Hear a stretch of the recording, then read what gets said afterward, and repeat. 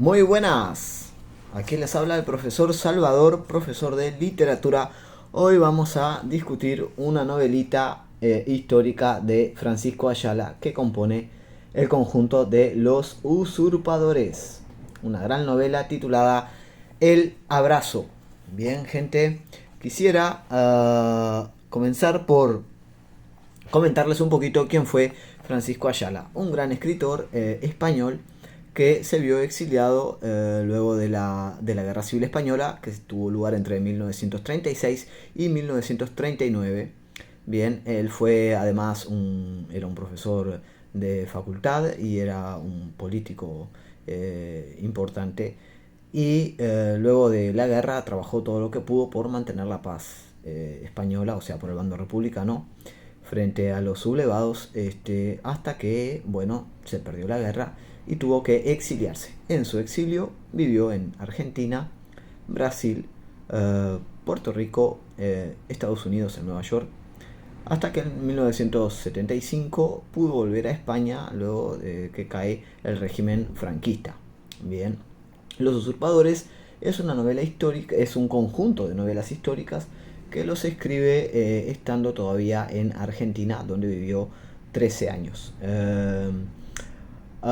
En este caso vamos a trabajar sobre el abrazo. Bien, una curiosidad sobre este librito es que es una creación literaria desde su propio prólogo. Bien, porque Francisco Ayala dice que es un amigo suyo que está prologando su obra, pero en realidad es un prologuista ficticio, es el mismo que se hace el prólogo y firma con un nombre parecido al suyo.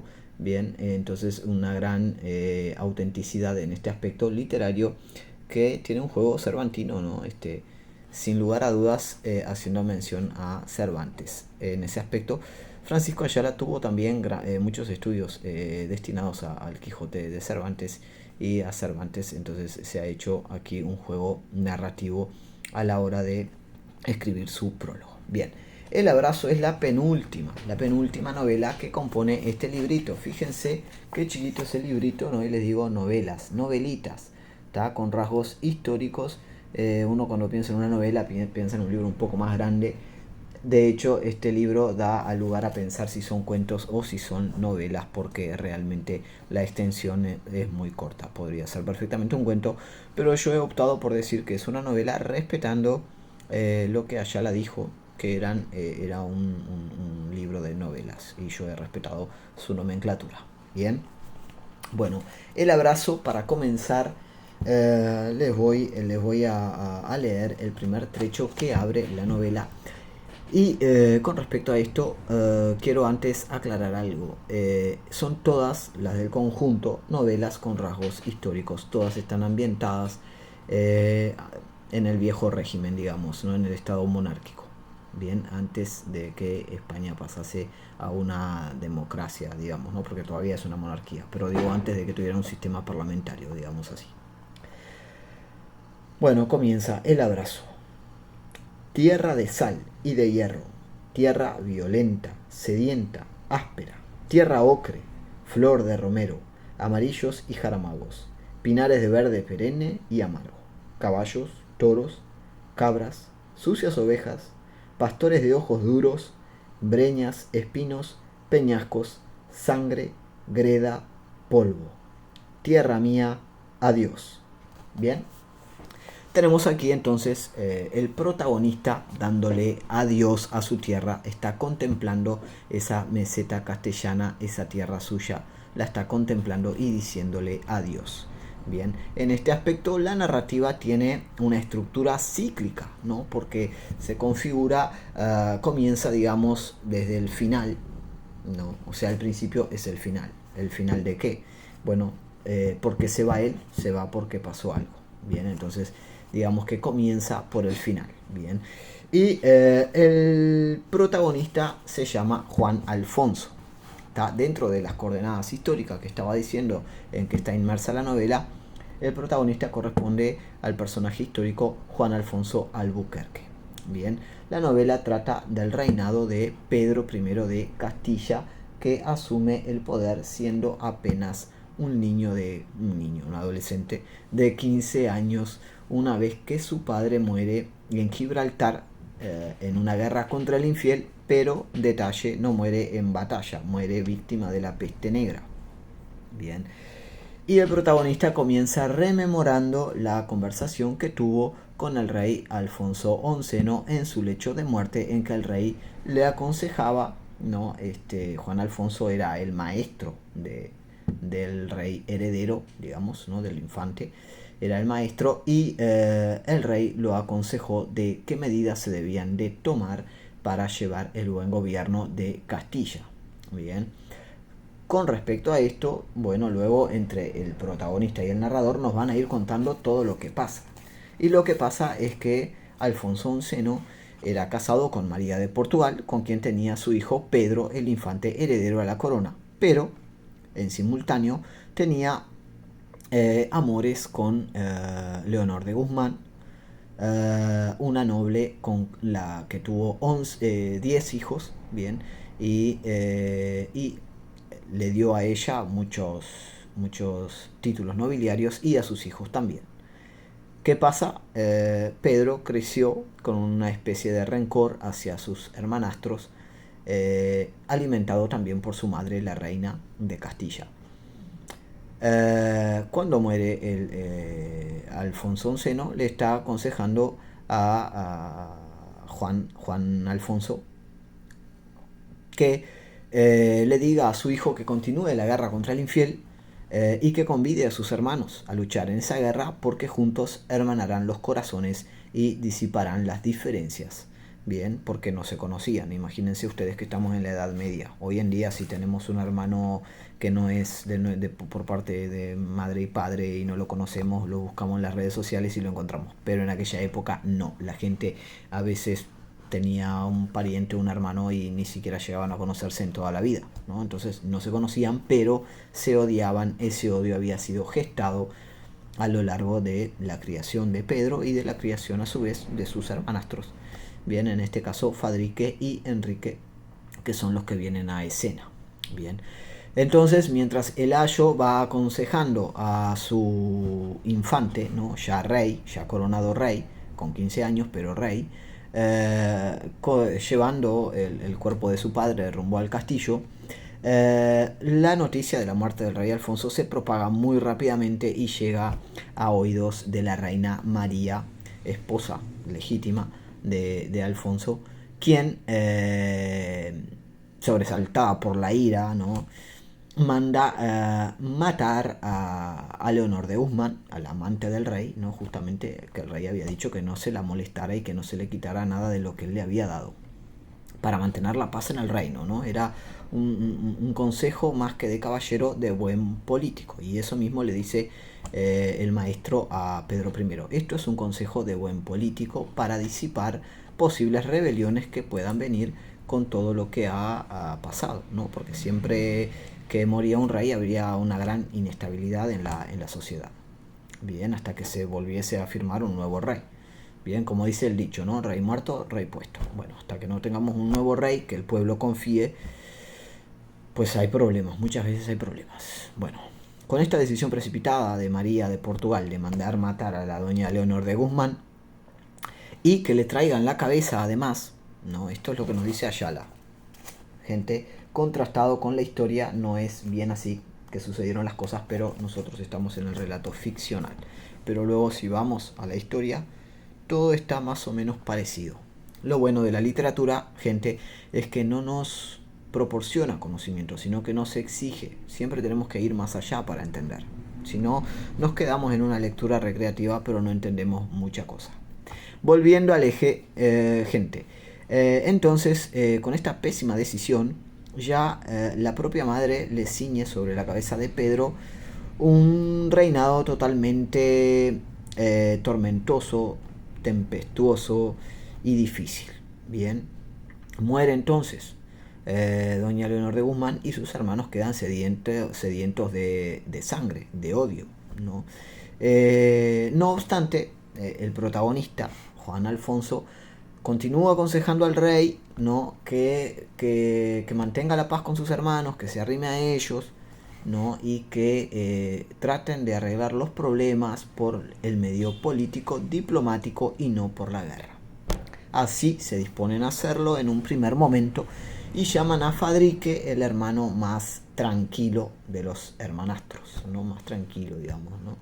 Y llega Fadrique al castillo y el rey es informado, no sabemos por boca de quién, pero el narrador nos dice que le llegaron al rey las noticias de que Fadrique en realidad estaba conspirando contra él y que aquello era una emboscada.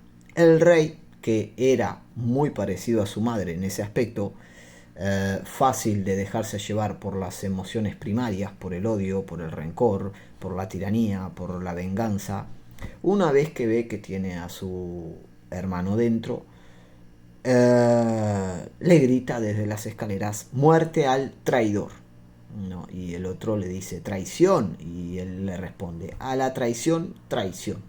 Y ahí lo salen corriendo atrás de Fadrique, lo enfrentan, Fadrique se defiende pero termina muerto.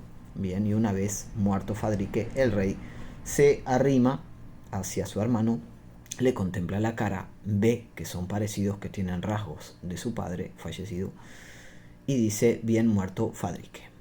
Gracias a este tipo de venganzas que tomaba el rey, a estas actitudes así poco meditadas, el rey se ganó por sus detractores el apodo de el Cruel. Pedro I el Cruel. Busquen que encontrarán. También fue llamado por sus apoyadores y seguidores el Justiciero. Pedro I el Justiciero. Busquen y también lo encontrarán. Bien. Entonces muere Fadrique y ahí sí ya era irremediable cualquier tipo de paz entre los hermanos. Del otro lado queda Enrique de Trastámara, que es era hermano mellizo de Fadrique. Bien. Y jura venganza. Bien. Y Pedro a su vez también jura matar a toda la estirpe bastarda de su padre, ¿no? Entonces quedan ahí unidos en guerra por 19 años, ¿no? Pedro I hereda el trono en 1350 y hasta 1369 están en una guerra civil hasta el momento en que muere Pedro. Por eso digo que la narrativa comienza por el final, porque don Juan Alfonso se está despidiendo de la tierra una vez que ha muerto su rey y él no tiene nada que hacer allí, porque además corre riesgo de ser apresado por los enemigos de su rey, por Enrique II. Entonces podemos, para adelantar un poquito, decir que se fueron complicando las cosas, ¿no? Porque además el rey Pedro era tan impulsivo que no le importaba nada a la corte castellana. No le gustaba que él tuviese en los empleos reales a judíos, y él tenía en los empleos reales a judíos, defendía a la pequeña burguesía, su tesorero era un judío también, y eso causaba mucha molestia y desagrado. Además de eso, tenía una amante, una concubina, que no era de la realeza, era María de Padilla, que todavía era sobrina de su maestro Juan Alfonso. Su madre, procurando estabilidad en la corte, procuró un casamiento con la princesa Blanca de Borbón, la hija de Pedro también, Pedro I de Francia. Y así se hizo, se casaron. Pero Pedro el Cruel no quiso a su esposa, entonces solamente pasó con ella una noche en la cual no consumaron el casamiento y luego la abandonó. Eso nos dice Ayala. Bien, en la realidad sabemos que no consumó el casamiento, pero la mandó a encarcelar luego de un tiempo. Ayala nos dice que ella, resignada, volvió a Francia. Claro, está matizado de ficción, si no quedaría muy cruel. Vuelve a Francia en la narrativa y su padre, el rey Enrique, el rey Pedro de Francia, le jura venganza a su hija. Y es ahí, digamos, que se viene el desenlace de esta novela, porque el rey de Francia contacta con Enrique de Trastámara, su hermanastro, para hacerle la guerra a Pedro I el Cruel, el cual también ya contaba Enrique de Trastámara contaba también con la ayuda de Pedro IV de Aragón, el ceremonioso. Búsquenlo y lo encontrarán también. Todos tienen apodos, ¿vieron? Bueno, la cosa es que se juntaron ahí esas tres potencias, digamos, contra el rey castellano, y él acaba por perder la batalla. Luego, en los anales de la historia sabemos que Pedro I pidió la ayuda de Inglaterra para poder pelear contra Aragón y Francia. Pero esto Ayala no lo menciona. ¿Tá? Bueno, una vez que Enrique de Trastámara, que va a ser Enrique II, la postre, ¿no? Por eso digo Enrique II. Una vez que Enrique de Trastámara vence en la batalla de Montiel, se fortifica en el castillo y Pedro está muy solo, ya ni siquiera los nobles lo apoyan debido a como era conocido como el Cruel. Mucha gente le temía, y como había sido muy déspota y tirano, y no favorecía a las cortes, la mayoría de los cortesanos también lo habían abandonado y se habían bandeado para el lado de Enrique II, que se mostraba en la política un poco más desarrollado que su hermano. No quiero decir que en vez de guiarse por la ira, por la rabia, Enrique II era más político, ¿no? Y habló con la gente y los convenció a que lo apoyaran en su causa, que él sería rey y le sería generoso, ¿no? Y tanto fue así Enrique de Trastámara, generoso, que pasó a la historia con el apodo de el de las Mercedes, ¿no? Quiero decir, el generoso. También pasó a la historia por sus detractores como el fratricida, porque mató a su hermano. Pero bien, nos estamos arrimando al fin de la narrativa, y el fin de la narrativa es justamente eso. Enrique se fortifica en el castillo, Pedro está ahí acampado viendo cómo termina la cosa, ¿no? Ya con más esperanzas de perder que de ganar, pero asimismo confiante en sí mismo, porque era muy bueno en la guerra y no tanto en el arte de la diplomacia. Se tenía confianza. Se concilió entre Juan Alfonso, dice la narrativa, entre Juan Alfonso y otros, se concilió un encuentro entre ambos hermanos para saldar sus desavenencias y resolver qué era lo que iban a hacer con el reino, porque Enrique de Trastámara se había autoproclamado rey, ¿no? Entonces habían dos reyes para una sola corona, y eso no puede ser de ninguna manera. Entonces se acordó el encuentro. Pedro acudió, Enrique también acudió, pero Pedro, como siempre guiado por su ira, entró a la carpa gritando, porque claro, como les decía anteriormente, en la Edad Media la gente no se conocía, habían muchos caballeros en la barraca, y entra Pedro diciendo: ¿quién es el bastardo? ¿Quién es el traidor? Y Enrique se levanta, ya colérico también, con un puñal en la mano, y se enfrenta a Pedro, y ahí terminan los dos hermanos en, como dice Ayala, se abrazan en un abrazo de muerte, ¿no? O sea, se agarran en un abrazo de muerte, ¿no? De ahí el que saldrá apenas uno vivo y el otro muerto. Bien, y para mala suerte de Pedro salió él muerto y Enrique vivo. ¿Qué pasa, gente? La narrativa hace una crítica en gran medida a esa forma de gobernar, ¿no? En que Pedro se lleva por delante el rey, porque es rey legítimo, porque nació rey, ¿no?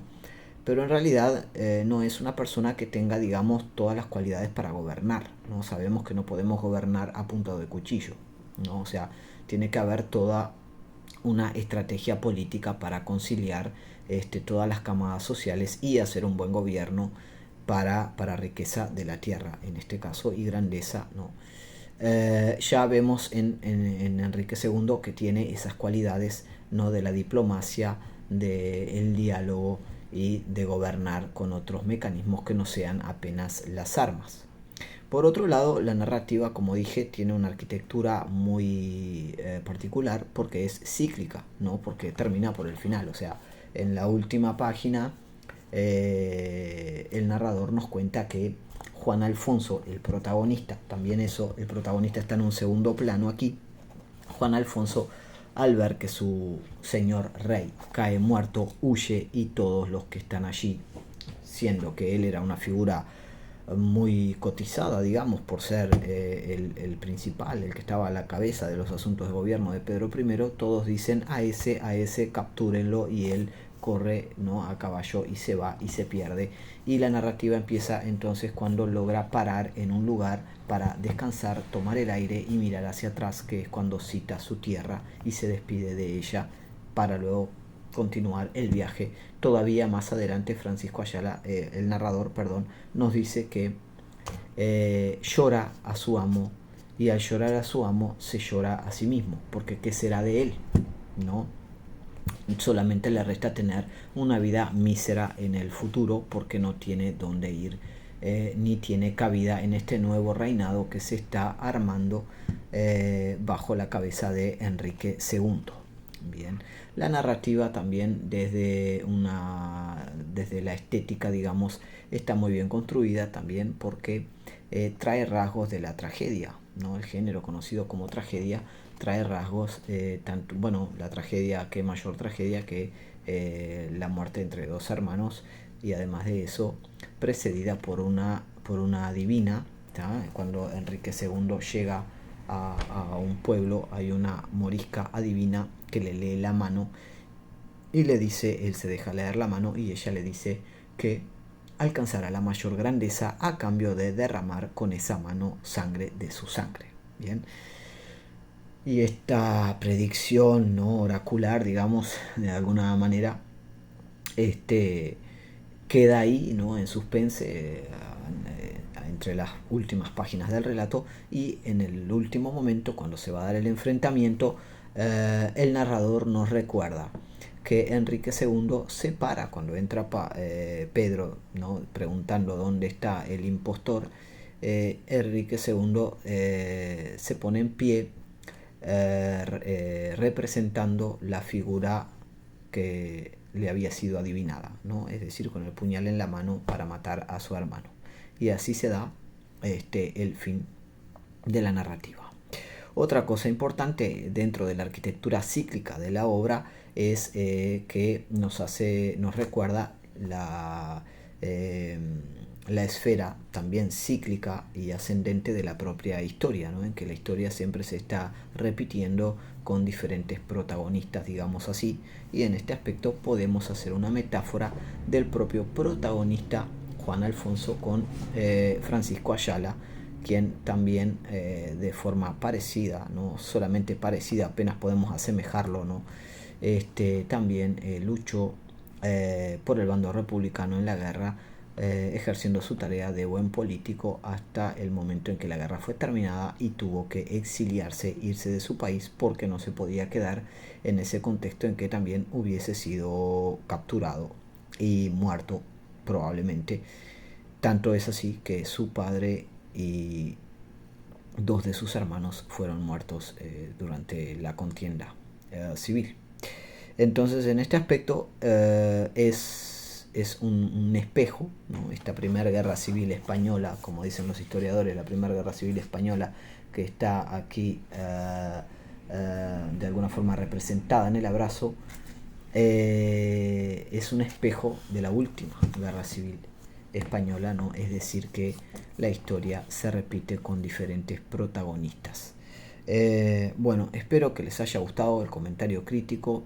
Les pido que compartan, que me sigan en las redes, que nos ayuden a crecer y que comenten y me digan también de qué tema les gustaría que tratásemos en alguna otra ocasión.